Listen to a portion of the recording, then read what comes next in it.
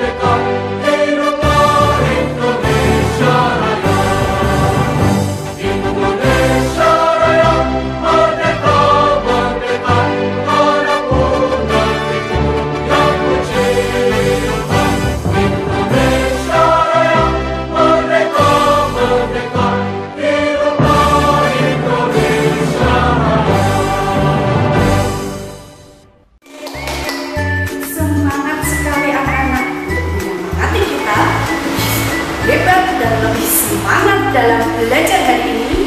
Mari kita bagikan salam PPK ya. Salam PPK.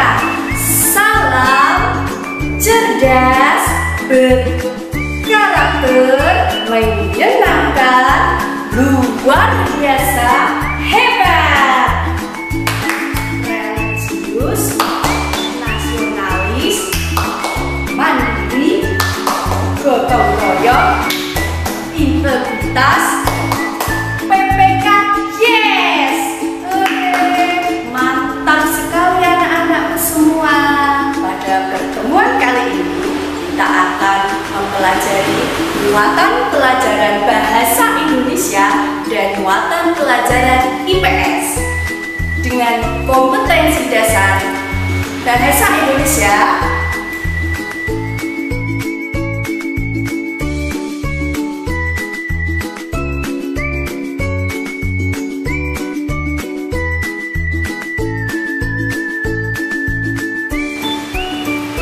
dan kompetensi dasar IPS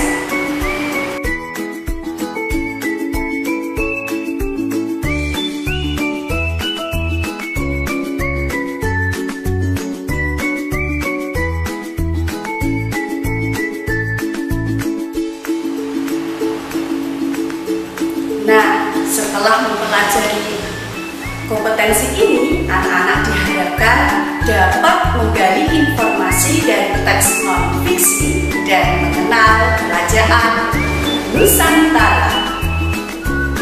Pembelajaran kali ini akan mencakup penilaian, yaitu proyek. Setelah belajar dengan UAM ini, nanti anak-anak diharapkan bisa membuat sebuah karya.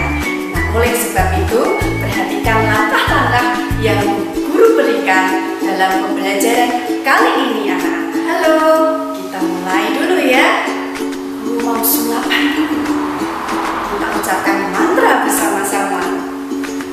Bim salamin, adabradabra. Wah, dapat apa ini Puan ini?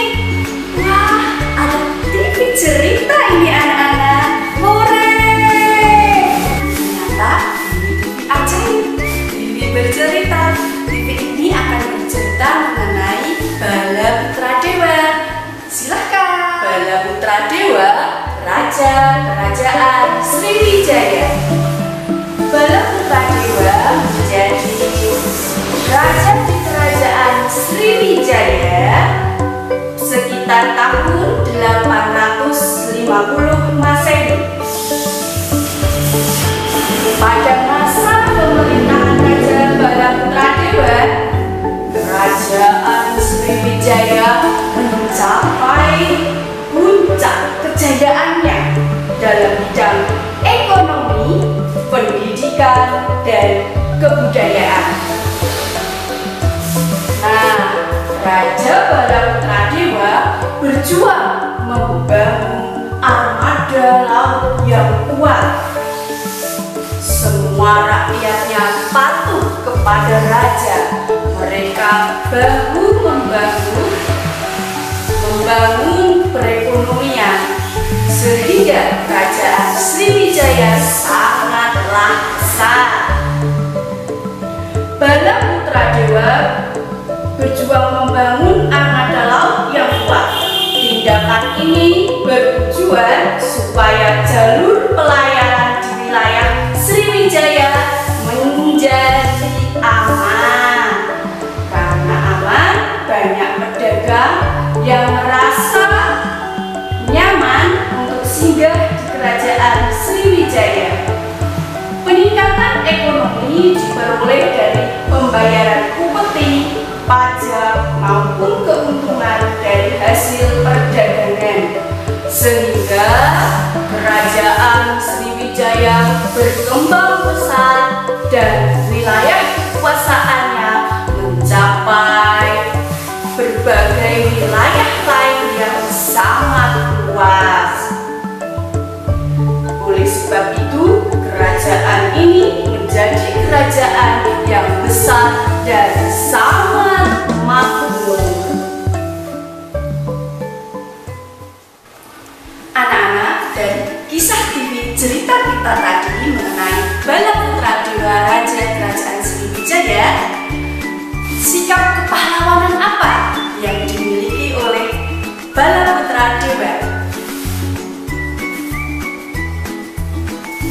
Benar sekali, dia memerintah dengan bijaksana dan penuh perjuangan sehingga wilayah Sriwijaya dapat berkembang dengan pesat.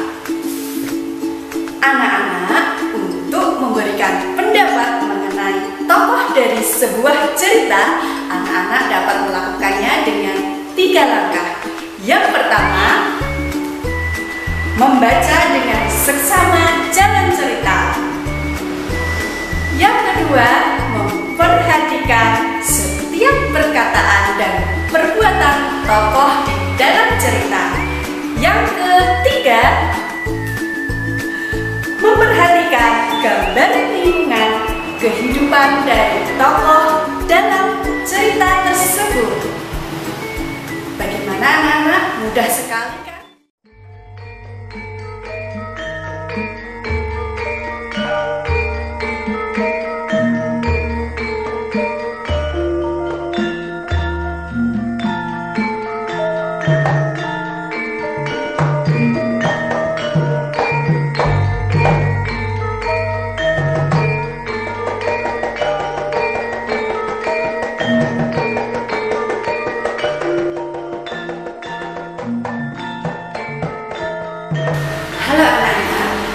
Tari yang Bu Andini bawa tadi adalah tari gambyong. Tari gambyong adalah tari tradisional dari Jawa Tengah. Pada masa zaman kerajaan, tari gambyong ini digunakan oleh raja-raja untuk menyambut tamu raja yang penting. Nah, Bu Andini menari di lingkungan kompleks Candi Ngempon. Candi Ngempon merupakan salah satu peninggalan kerajaan di Nusantara. Anak-anak, kita akan melanjutkan pembelajaran hari ini dengan kerajaan di Nusantara.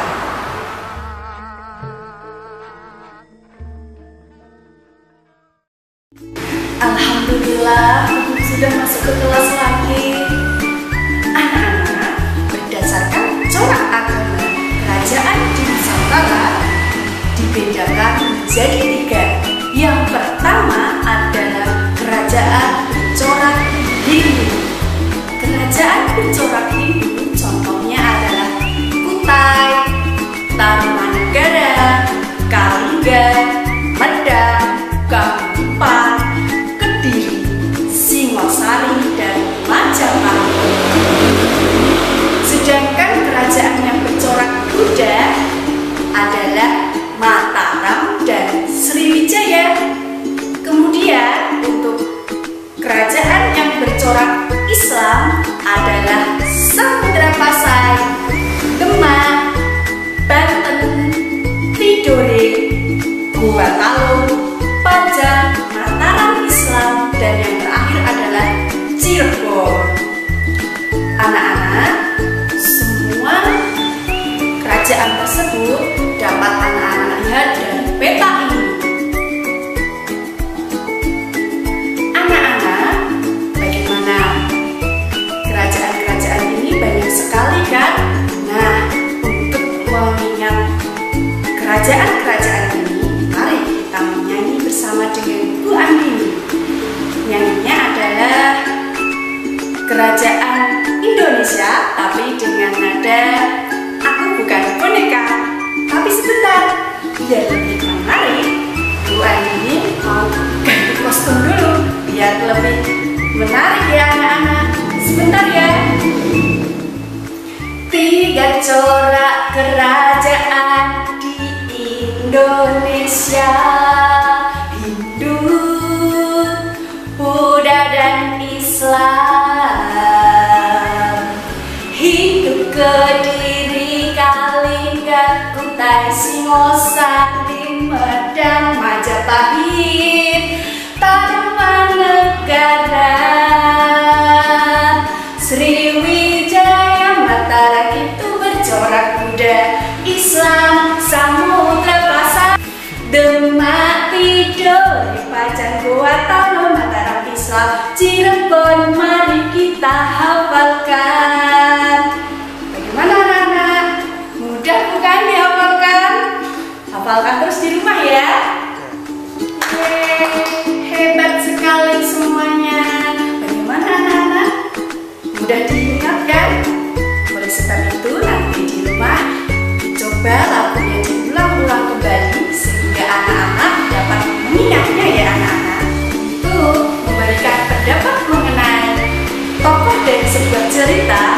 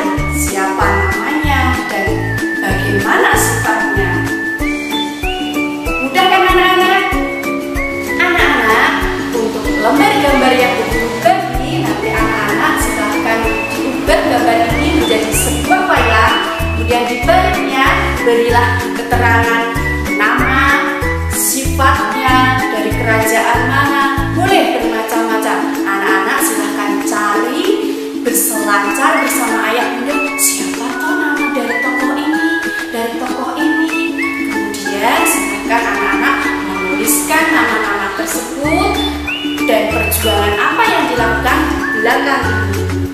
Anak-anak, nanti wayang-wayang yang anak-anak buat kita manfaatkan untuk pembelajaran minggu depan, yaitu mengenai tokoh-tokoh kerajaan dan pahlawan ya anak-anak.